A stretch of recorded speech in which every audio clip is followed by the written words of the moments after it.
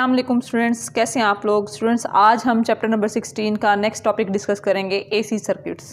तो चलते हैं स्टूडेंट्स अपने टॉपिक की तरफ। बिस्मिल्लाहिर्रहमानिर्रहीम, रब्बी ज़िदनी इल्मा। स्टूडेंट्स, एसी सर्किट्स में जैसे हम लोग प्रीवियस चैप्टर्स में डिस्कस कर चुके हैं डीसी सर्किट्स, तो डीसी सर्किट्स में स्टूडेंट्स हम लोग क्या यूज़ करते थे, कौन सा सर्किट कंपोनेंट यूज़ करते थे। हम यूज़ करते थे रजिस्टर्स। ठीक है स्टूडेंट्स, रजिस्टर्स जब हम किसी भी सर्किट में अप्लाई करते थे डीसी सर्किट्स में, तो उनका काम क्या होता था, वो करंट को कंट्रोल कर रहे होते थे, अमाउंट ऑफ कंट्रोल करंट को। तो स्टूडेंट्स, आज हम डिस्कस करेंगे एसी सर्किट्स, लेकिन उसमें 3 तरह के हम कंपोनेंट्स डिस्कस कर सकते हैं, और उसमें रजिस्टर भी हो सकता है जैसे हम डीसी सर्किट्स में यूज़ करते थे, और लेकिन इसमें एडिशनल 2 और कंपोनेंट्स यूज़ करेंगे, एक कैपेसिटर और दूसरा इंडक्टर। स्टूडेंट्स, आज का हमारा जो टॉपिक है वो सिर्फ एसी थ्रू रजिस्टर है। इंशाल्लाह आने वाले लेक्चर्स में हम एसी थ्रू कैपेसिटर और इंडक्टर भी डिस्कस करेंगे। स्टूडेंट्स, एसी थ्रू रजिस्टर में सिंपली हमने क्या करना है कि अल्टरनेटिंग वोल्टेज सोर्स जो है इसके साथ हम लोगों ने एक रजिस्टर को जो है वो कनेक्ट कर लेना है, और ये इसकी सर्किट डायग्राम है। तो स्टूडेंट्स, हम इन टॉपिक्स में एसी थ्रू रजिस्टर, कैपेसिटर और इंडक्टर 4 चीज़ें इंपॉर्टेंट हैं जो डिस्कस करेंगे। Circuit diagram, mathematical operation, graphical representation और वेक्टर रिप्रेजेंटेशन। स्टूडेंट्स, सबसे पहले हम सर्किट डायग्राम को देखेंगे। तो ये सर्किट डायग्राम है इसकी एसी थ्रू रजिस्टर की। स्टूडेंट्स, यहाँ पे आपको नज़र आ रहा है कि ये अल्टरनेटिंग जो वोल्टेज सोर्स मैंने अप्लाई किया हुआ है और साथ एक रजिस्टर कनेक्ट किया हुआ है। और आपको पता है स्टूडेंट्स, जब हम अल्टरनेटिंग वोल्टेज सोर्स को किसी सर्किट में लगाएं और सर्किट क्लोज हो, तो इसका मतलब ये है कि उसमें से करंट भी फ्लो करेगा। और स्टूडेंट्स, जाहिर सी बात है वो करंट कौन सा होगा, अल्टरनेटिंग करंट। तो हम मैथमेटिकली पहले इसका एनालिसिस करते हैं कि करंट की क्या वैल्यू होगी और वोल्टेज की क्या वैल्यू होगी। ये हम इंस्टेंटेनियस वैल्यू की बात कर रहे हैं। तो स्टूडेंट्स, ये फार्मूला आप लोगों ने प्रीवियस जितने भी लेक्चर्स हम डिस्कस कर चुके हैं, बार बार इस फार्मूला को हमने रिपीट किया है। V = V0 sine of omega t. और इसमें स्टूडेंट्स V क्या है, V instantaneous value of voltage है, और V0 क्या है, V0 है पीक वैल्यू ऑफ वोल्टेज। ठीक है, जैसा कि आपको यहाँ पे लिखा हुआ नज़र भी आ रहा है। अब स्टूडेंट्स, क्या है कि हम लोग यहाँ पे करंट अगर फाइंड करना चाहते हैं तो हम ओहम्स लॉ को जानते हैं, और ओहम्स लॉ की क्या स्टेटमेंट है, V = IR। तो स्टूडेंट्स, यहाँ से अगर हम इसी ओहम्स लॉ के फार्मूला को क्या करें, अप्लाई करें करंट फाइंड करने के लिए, तो I हमारे पास स्टूडेंट्स किसके बराबर आ जाएगा, V/R। अब यहाँ पे V क्या है, इंस्टेंटेनियस वोल्टेज है। तो हम यहाँ पे ये वाला जो वोल्टेज है इसकी value V0 sine of omega t इसमें पुट कर देंगे V की जगह पे। तो स्टूडेंट्स, इसमें ऐसा ही हमने किया, V = V0 sine of omega t लिख देंगे, और डिवाइडेड बाय R वैसे का वैसे रहने देंगे। तो स्टूडेंट्स, आपने ओहम्स लॉ पढ़ा है, V = IR। तो स्टूडेंट्स, यहाँ से हमारे पास I जो है वो किसके बराबर आ जाएगा, V/R। और अगर हम लोग I0 फाइंड करना चाहें तो वो आ जाएगा V0/R। ठीक हो गया स्टूडेंट्स। तो इसका मतलब ये है जहाँ पे V0/R होगा उसको हम रिप्लेस कर सकते हैं I0 से। तो स्टूडेंट्स, आइए देखते हैं इसको हमने कैसे रिप्लेस करना है। तो यहाँ V0, इसको मैं इस तरह से अलहदा से कर सकती हूँ, V0/R और multiply by sine of omega T. तो इस इक्वेशन पे कोई फ़र्क नहीं पड़ेगा।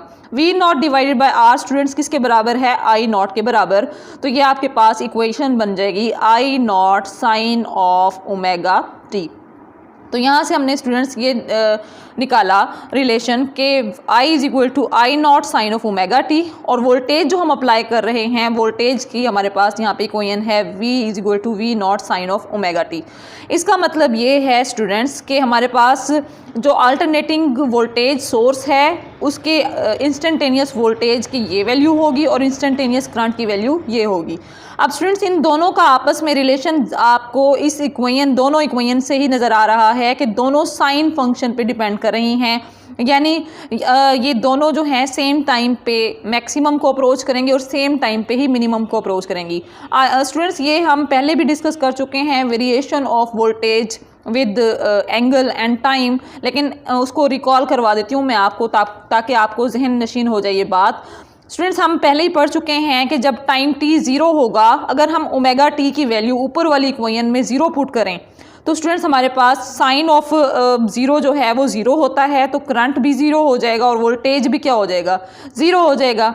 इसी तरह से स्टूडेंट्स जब time t is equal to t/4 है, तो चाहे हम t/4 पुट कर लें या ओमेगा t को π/2 के इक्वल पुट कर लें, दोनों केसेस में चाहे ये वैल्यू पुट करें चाहे ये वैल्यू पुट करें, वोल्टेज की वैल्यू जो है वो किसके बराबर आ जाएगी, v0। क्यों स्टूडेंट्स, साइन ऑफ π/2 हमेशा 1 होता है, तो इसलिए 1 को आप I0 से मल्टीप्लाई करें तो I0 आ जाएगा और 1 को v0 से मल्टीप्लाई करें तो v0 आ जाएगा। इसका मतलब ये हुआ स्टूडेंट्स कि जब हमारे पास ओमेगा टी π/2 होगा तो वोल्टेज और करंट जो है वो मैक्सिमम हो जाएंगे। फिर ओमेगा टी जब पाई हो जाएगा तो वोल्टेज और करंट जो है वो हमारे पास किसके इक्वल हो जाएंगे, मिनिमम यानी ज़ीरो के इक्वल हो जाएंगे। इसी तरह से जब टाइम 3t/4 या ओमेगा टी 3π/2 के इक्वल आएगा, ये हम पहले डिस्कस कर चुके हुए हैं, इसलिए मैं ज़्यादा डिटेल से नहीं बता रही आपको। v is equal to -v0 हो जाएगा या फिर i is equal to -i0 हो जाएगा। और इसी तरह से जब टाइम t हो जाएगा और ओमेगा टी 2π के इक्वल हो जाएगा तो वोल्टेज और करंट दोनों स्टूडेंट्स किसके इक्वल हो जाएंगे, ज़ीरो के इक्वल। तो आइए स्टूडेंट्स इसको ज़रा हम ग्राफिकली प्लॉट करके देखते हैं कि कैसे करना है। अभी जो स्टूडेंट्स हम ये तमाम वैल्यूज़ निकाल रहे थे, तो आपको यहाँ पे नज़र आ रहा है कि जब टाइम t ज़ीरो है तो वोल्टेज और करंट दोनों ज़ीरो हैं। जब टाइम t t/4 के इक्वल है तो स्टूडेंट्स वोल्टेज और करंट मैक्सिमम है। जब टाइम t t/2 के इक्वल होगा तो हमारे पास वोल्टेज और करंट फिर से क्या हो जाएंगे, ज़ीरो। और इसी तरह से 3t/4 पे वोल्टेज और करंट नेगेटिव मैक्सिमम हो जाएंगे और टाइम t पे फिर से दोनों क्या हो जाएंगे, ज़ीरो।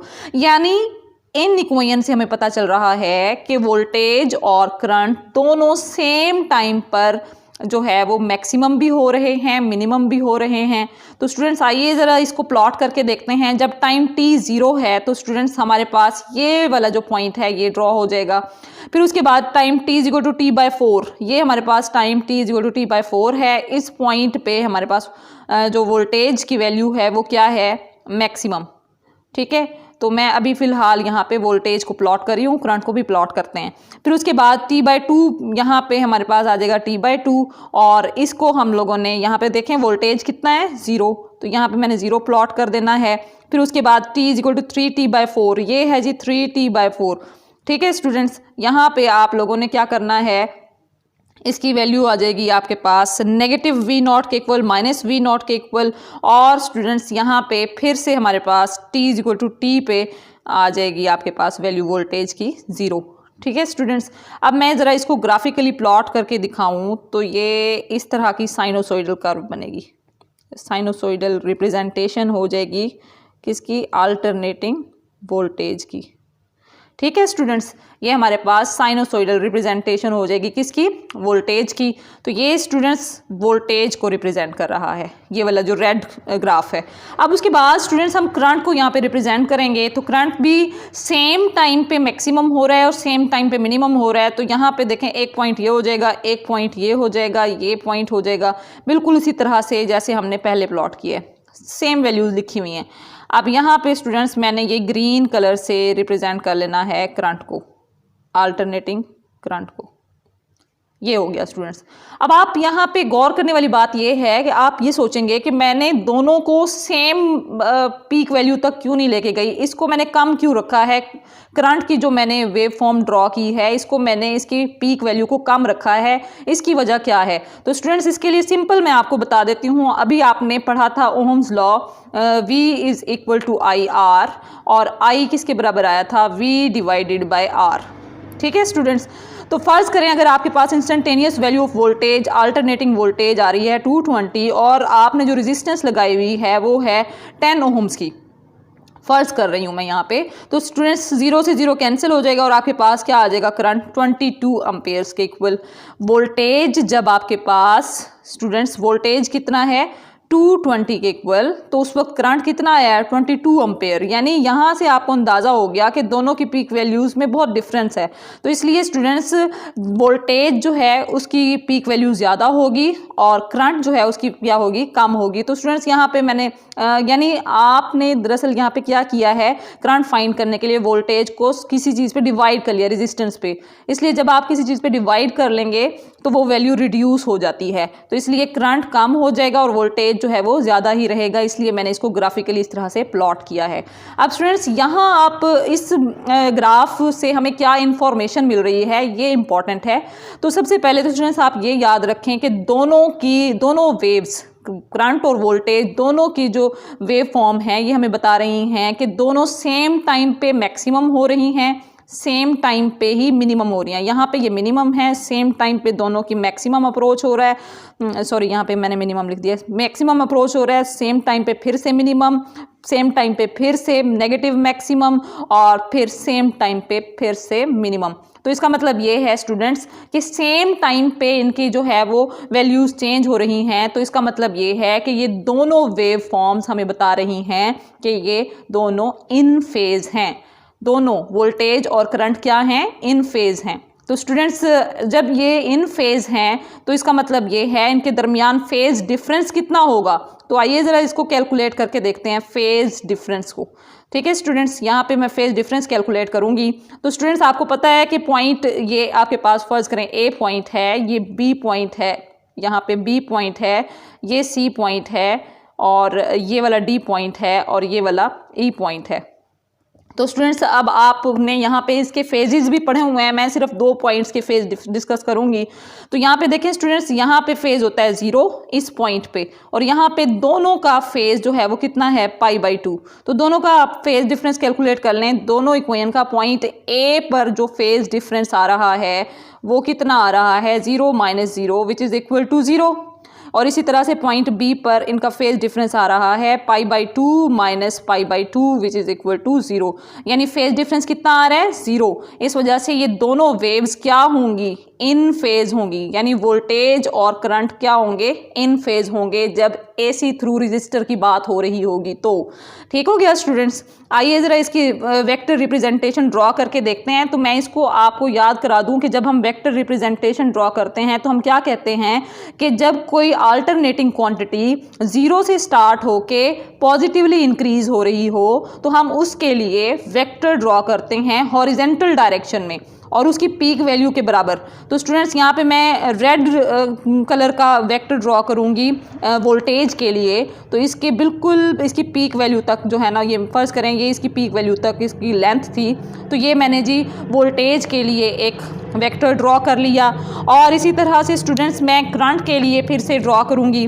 तो करंट के लिए कैसे ड्रॉ करूँगी, इसकी पीक वैल्यू के बराबर यहाँ तक जो है ये मैंने स्टूडेंट्स ड्रॉ कर लिया करंट। यहाँ पे आप गौर करें तो स्टूडेंट्स दोनों ही हॉरिजेंटल डायरेक्शन में शो हो रहे हैं। क्यों? क्योंकि दोनों वेव्स सेम टाइम पे 0 से स्टार्ट होके पॉजिटिवली इंक्रीज हो रही हैं। इस वजह से दोनों को हम हॉरिजेंटल वेक्टर से रिप्रेजेंट करेंगे। तो मैंने दोनों को हॉरिजेंटल वेक्टर से रिप्रेजेंट किया। तो इसका मतलब है जब हम इनको वेक्टर रिप्रेजेंटेशन करेंगे तो वोल्टेज और करंट जो हैं वो दोनों क्या होंगे, पैरेलल होंगे। और यही हमें फेज डिफरेंस बता रहा है कि जब फेज डिफरेंस 0 हो तो दो वेक्टर्स हमेशा क्या होते हैं, पैरेलल होते हैं। या आपने वेक्टर्स के चैप्टर में भी पढ़ा था कि जब वेक्टर्स पैरेलल होते हैं तो उनके दरमियान एंगल कितना होता है, 0 डिग्री। तो यहाँ पे भी स्टूडेंट्स इनका फेज डिफरेंस कितना आ रहा है, 0 डिग्री। तो इसका मतलब है वोल्टेज और करंट क्या है आपस में, इन फेज या फिर पैरेलल। तो आइए जरा इसकी वेक्टर रिप्रेजेंटेशन देखते हैं।